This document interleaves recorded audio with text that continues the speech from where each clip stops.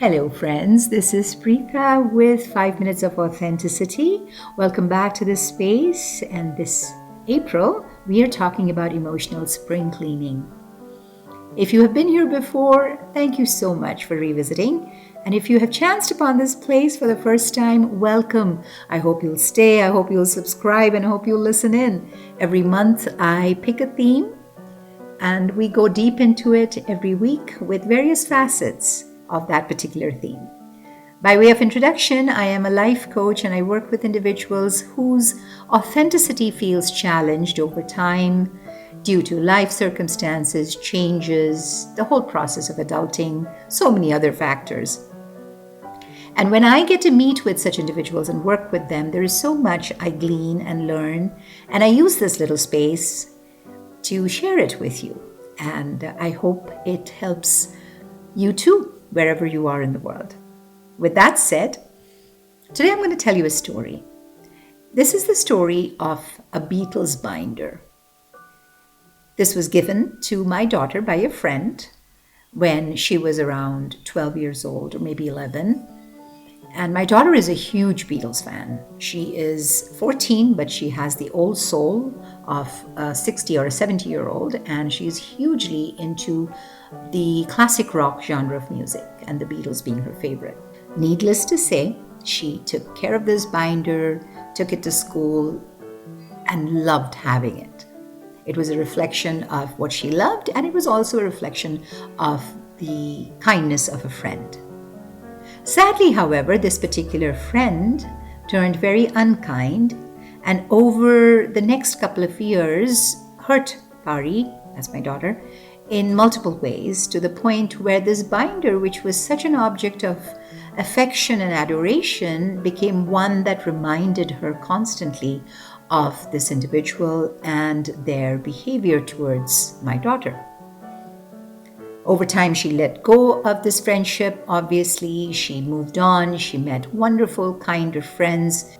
She had wonderful mentors in her teachers who helped her to get over this, and we put it away as a chapter that we have grown and learned from. This binder, however, continued to remain in her room. Towards the end of March, she comes up to me and says, and as I was in the process of cleaning up drawers, etc. in the house, she says, "Mom, I think I'm ready to let this go."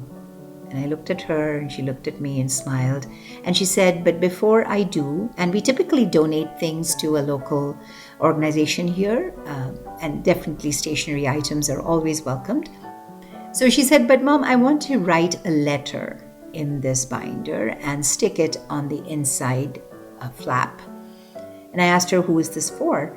And she said, "I think I want the person, whoever it is, a stranger, whoever would one day pick up the binder and give it a new home, I want this note to be for that person." In that note that she later shared with me, she wrote about this girl who she thought was a friend and someone who ended up causing her a lot of pain. But what is interesting in her note is that what she chose to leave behind wasn't the bitterness, it was wisdom, it was softness, it was the Beatles level kind of hope. Because her letter wasn't written with anger, malice, or any kind of negativity.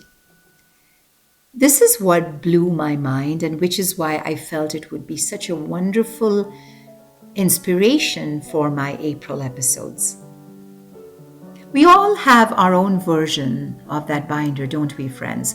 Something we've held on to because we weren't quite done feeling what it held. Sometimes it's an object, sometimes it's a memory, sometimes it's a belief about ourselves we have outgrown long ago, but we keep it tucked away like a crushed or a folded note.